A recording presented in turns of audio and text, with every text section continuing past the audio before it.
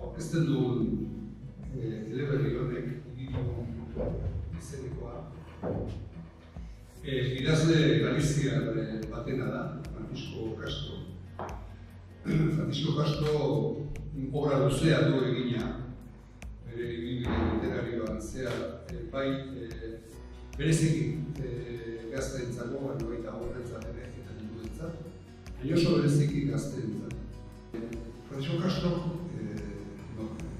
normalean, gehienetan, gazteentzat egiten dituen horretan, arazo potoloei heltzen dira. Kasu honetan, hartutako kalte zerebrala da gaia.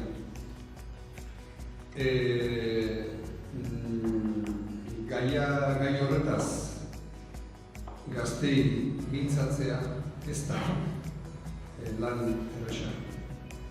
Francisco Castro oso luma landua du eta lortu du oso gutxitan lortzen den horrelakoetan. Interes literario ikaragarria duen eleberri bat eraiki du, interes humano ikaragarria duen gai baten inguruan. Neska bat, neska ikusgarri bat, patxilarra egiten nahi dana, bizitza dana abeko duena. Idilio izena bera dator bere berezitasun bategatik. Zera da, begi bat kolore batekoa, urdina eta beste berdea. Heterokroma idilio izena mundu eta horretik bere izena.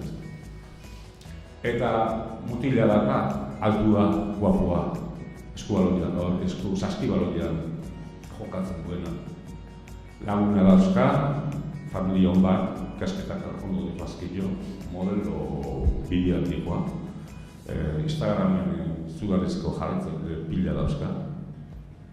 Begi edarrak eta gorputz are edarragoa daukalako.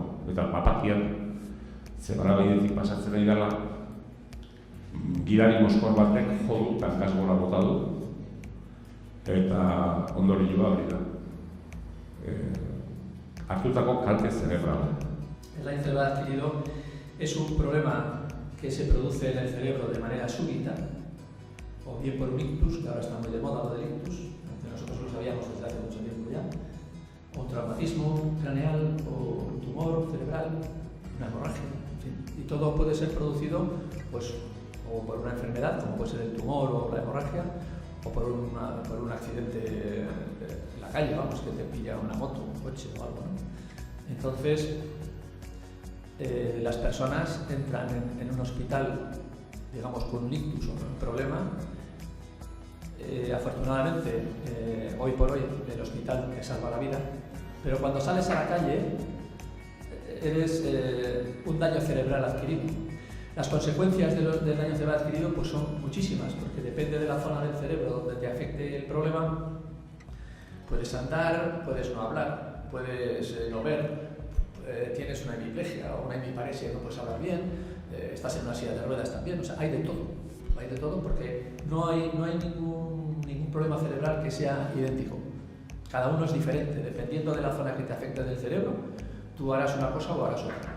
Pues bueno, a partir de este libro, nosotros vamos a colaborar con la editorial para presentarlo y dar conferencias en institutos y en colegios donde haya chicos y chicas como Iris y Mario, y bueno, pues divulgar este libro, ¿no? O sea, creemos que es muy interesante y que es un medio para que la juventud se dé cuenta de lo que es un daño cerebral adquirido, que ellos seguro que no lo saben.